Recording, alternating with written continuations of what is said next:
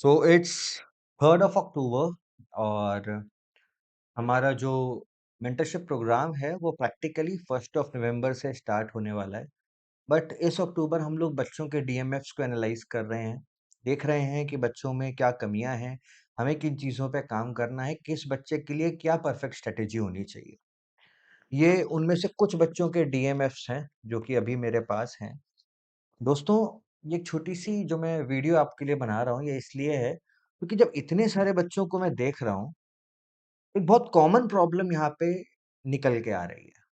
हो सकता है वो कॉमन प्रॉब्लम आपको भी हो रही हो, जो कि हमारे प्रोग्राम का पार्ट नहीं भी है। मैं चाहता हूँ उनको भी बेस्ट ऑफ द बेस्ट फ़ायदे मिलें, उनको भी चीज़ें पता लगें कि असलियत में वो गलती क्या कर रहे हैं। अभी अक्टूबर का महीना आ गया है और मोस्ट ऑफ द बच्चों को तकलीफ़ ये है कि उन्होंने सिर्फ़ ज्योग्राफ़ी और इकोनॉमी इन्हीं 2 चीज़ों में अपने पिछले 8 महीने लगा दिए। आप खुद ये सोच के देखो कि अभी सिर्फ़ आपके पास 3 महीने बचे हैं, नवंबर, दिसंबर और जनवरी, और उसके बाद आपको अपनी परफेक्ट प्रीलिम्स की प्रिपरेशन के अंदर शिफ्ट होना है।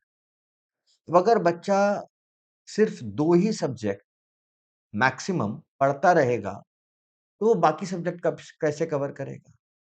मैं मेंस के सब्जेक्ट बच्चों से बात कर रहे हैं कि बच्चों एथिक्स किया? मना कर रहे हैं।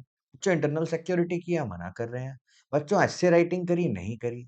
बच्चों आंसर राइटिंग करी थी जब आप एनसीईआरटी कर रहे थे? नहीं करी।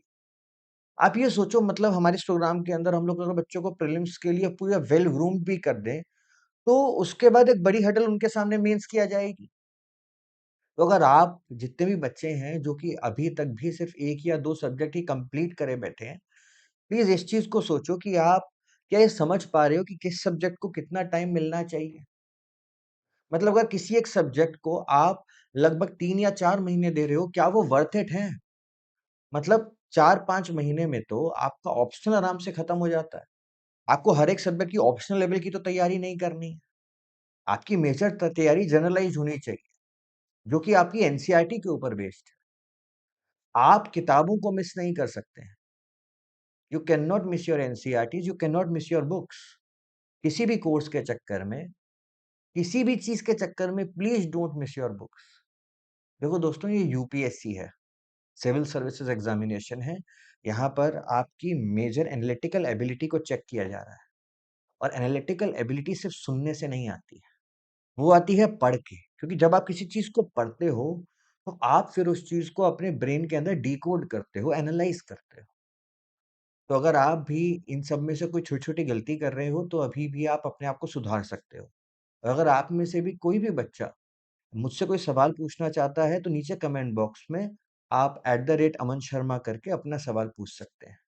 ऐसे ही और जो बच्चे हैं, जो अ, मुझे ऐसा लगता है कि जो भी कॉमन इश्यूज़ हैं, जो मेरे पास इन डीएमएफ्स में आ रहे हैं, मैं वो भी आप लोगों तक लेकर आता रहूँगा, जिससे कि और बच्चों को भी इसका मैक्सिमम बेनिफिट हो सके। Thank you.